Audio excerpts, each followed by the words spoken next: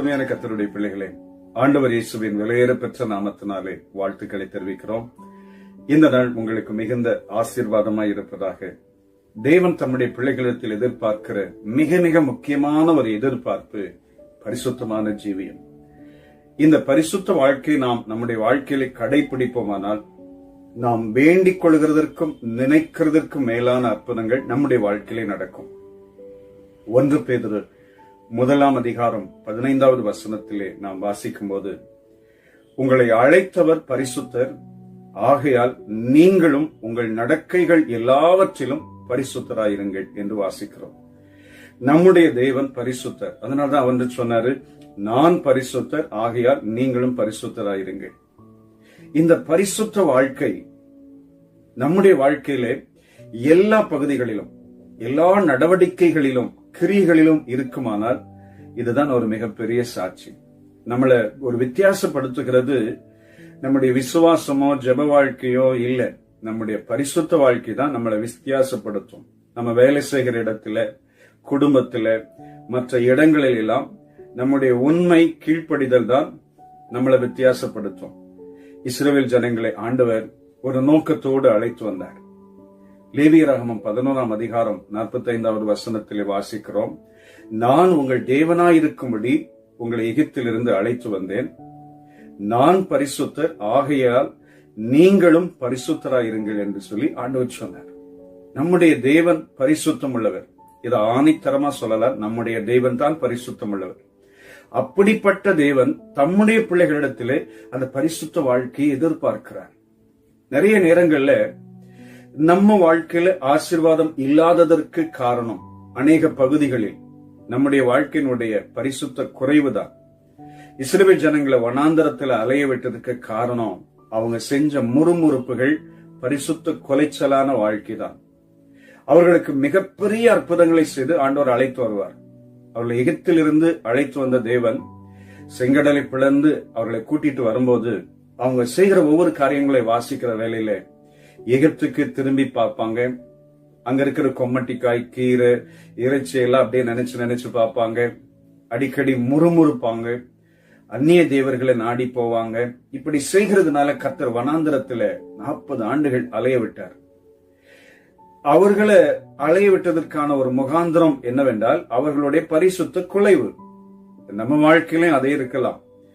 ஒருவேளை நம்ம வாழ்க்கையில பரிசுத்த குறைச்சல் ஏதோ ஒரு பகுதிகளில, அது கிரியா இருக்கலாம், பார்வையா இருக்கலாம், செய்கையா இருக்கலாம், சிந்தனையா இருக்கலாம், ஏதோ ஒரு காரியத்துல நம்முடைய வாழ்க்கையில பரிசுத்த குலைச்சல் உண்டாயிருக்குமானால் தேவன் எப்படி அற்புதம் செய்வார்? ஆகையினால்தான் நம்ம சில பகுதிகளில் பாதிப்பு உண்டாகிறது. இன்னைக்கு நாம எந்த பகுதியில என்னுடைய வாழ்க்கையில நான் பரிசுத்த குலைச்சலா இருக்கிறேன், எந்த பகுதியில நான் உண்மை இல்லாத இருக்கிறேன், கீழ்ப்படிதல் இல்லாமல் இருக்கிறேன், அதை கொஞ்சம் ஆராய்ந்து பார்க்கலாமே. ஆராய்ந்து பார்த்து தேவனிடத்தில் திரும்பும் போது கர்த்தர் மிகப்பெரிய அற்புதத்தை ஆண்டவர் செய்வார். நம்முடைய தேவன் பரிசுத்தமான தேவன். அதை நம்மிடத்துல எதிர்பார்க்கிறார். அந்த எதிர்பார்ப்பை நம்ம பூர்த்தி செய்து விட்டால், உண்மையோடு இருந்தால், நிச்சயம் கர்த்தர் நமது வாழ்க்கையில ஒன்றன் பின் ஒன்றாக அற்புதத்தை செய்வார். இந்த பரிசுத்த குலைச்சல் எங்க முதல் ஆரம்பிக்குது அப்படின்னா நம்முடைய சிந்தனையில தான். ரோமர் 8 அதிகாரம் 5, 6, 7 ஆகிய வசனங்களை வாசிக்கும் போது, மாம்சத்துக்குரியவர்கள் மாம்சத்துக்குரியவைகளை சிந்திக்கிறார்கள், ஆவிக்குரியவர்கள் ஆவிக்குரியவைகளை சிந்திக்கிறார்கள். மாம்ச சிந்தை மரணம், ஆவியின் சிந்தையோ ஜீவனும் சமாதானமாம் என்று வாசிக்கிறோம். 2 விதமான நினைவுகள், ஒன்று மாம்ச சிந்தை, இன்னொன்று ஆவியின் சிந்தை. கர்த்தருடைய பிள்ளைகள் ஆவியின் சிந்தையோடு, வசன சிந்தையோடு, ஜெப சிந்தையோடு, பரிசுத்த சிந்தையோடு இருக்க வேண்டும். ஆனால் அநேக நேரங்களிலே மாம்ச சிந்தை தான் அவர்களை மேற்கொள்ள ஆரம்பிக்கிறது. இந்த மாம்ச சிந்தை தேவனுக்கு விரோதமான பகை. அது கீழ்ப்படிய பண்ணாமல் இருக்கிறது. ஆக மாம்ச சிந்தையின்படி நடக்கிறவர்கள் அதற்குரிய கிரிகளை செய்து கொண்டு வருவார்கள். அப்படிதான் நிறைய இடங்கள்ல பாக்குறோம். அது ஆவிக்குரிய பிள்ளைகள் ஆவிக்குரிய காரியங்களை சிந்தித்து ஆவிக்குரிய காரியங்களை செய்வார்கள். இந்த சிந்தனையில நம்ம வாழ்க்கையை மிக கட்டுக்கோப்பா பரிசுத்தமா நம்முடைய சிந்தையை காத்து கொண்டால் நிச்சயம் நாம ஒரு நல்ல பரிசுத்த ஜீவியத்தை செய்ய முடியும். நம்முடைய தேவன் அதை எதிர்பார்க்கிறார். அந்த எதிர்பார்ப்பை பூர்த்தி செய்ய முடியும். நமக்கு அற்புதம் காத்திருக்கிறது. தேவ பிள்ளைகளே, எந்த இடத்துல நம்ம குறைவுபட்டோமோ, எந்த இடத்துல நம்ம வாழ்க்கை குறைவுபட்டு இருக்கிறதோ அதை சிந்தித்து மனம் திரும்புவோம். இயேசுவின் இரத்தத்தினாலே கழுவப்படுவோம். அவரிடத்திலே சேருவோம். நிச்சயம் எந்த பகுதியில் தோல்வி அடைந்தோமோ அந்த பகுதியிலே ஜெயம் கிடைக்கும். இந்த நாளில் ஆராய்ந்து பார்த்து அவரிடத்திலே நெருங்குவோம். சேர்ந்து ஜெபிக்கலாமா? அன்பு பிதாவே, இந்த நல்ல நேரத்துக்காய் ஸ்தோத்திரம். உம்முடைய பிள்ளைகளாகி எங்களுடைய வாழ்க்கையில ஆண்டவரே பரிசுத்த குலைச்சலான காரியங்கள் உண்டானால் அதை எங்களுக்கு உணர்த்தி ஆண்டவரே அந்த பாதையிலிருந்து விலகி விடுவிக்கப்பட மனம் திரும்ப உம்மிடத்தில் நெருங்க உதவி செய்யுங்க.